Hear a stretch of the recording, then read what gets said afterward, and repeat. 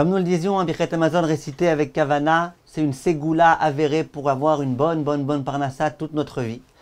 Nous en arrivons aujourd'hui à la dernière bracha, dans laquelle on dit Baruch ata Hashem Elokeinu melech haolam. Béni sois-tu Akadosh Baruch Hu, notre Dieu, le roi de l'univers. L'Adael Avinu, toi qui es jusqu'à toujours notre Dieu, notre Père, notre Roi, Adirenu, notre puissant, Boréenu, notre Créateur, Goalenu, celui qui nous sauve de tout, Kedoshenu, Kedosh Yaakov, toi qui es notre saint, le saint de Yaakov, Roenu, Roé Israël, tu es notre berger, le berger d'Israël, qui nous a toujours accompagnés partout, dans toutes les circonstances de la vie. Ameler Atov Ve'ametiv Lakol, le roi bon qui fait du bien à tous. À quoi on fait allusion ici? Quand est-ce que cette bracha a été instituée? On sait que dans la ville de Bétar, après la destruction du second temple, il y avait 500 Baté Midrashot, avec énormément d'élèves qui se trouvaient. Et un jour, Andrianos a décidé de tuer tout le monde. Et non seulement il les a tués, mais il a empêché qu'on les enterre.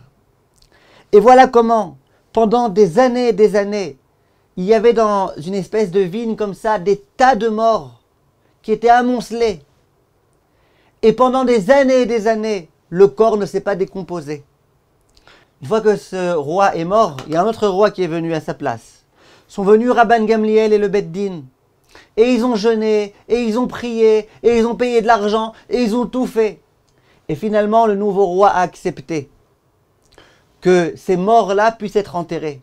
Et il y a eu ici un double miracle.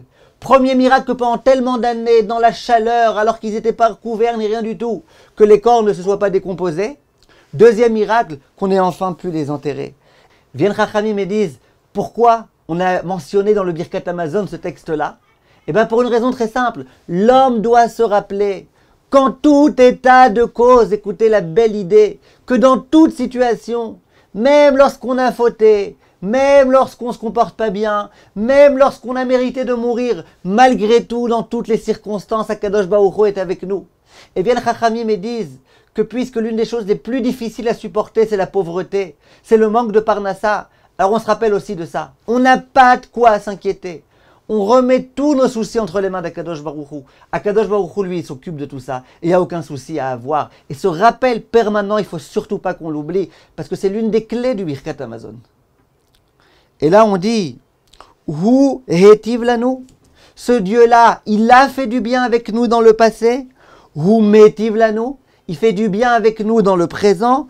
Hu yetiv lanu, il fera du bien avec nous dans le futur. De la même façon, Hu gmalanu, il a fait avec nous du chesed, même quand on n'était pas méritant.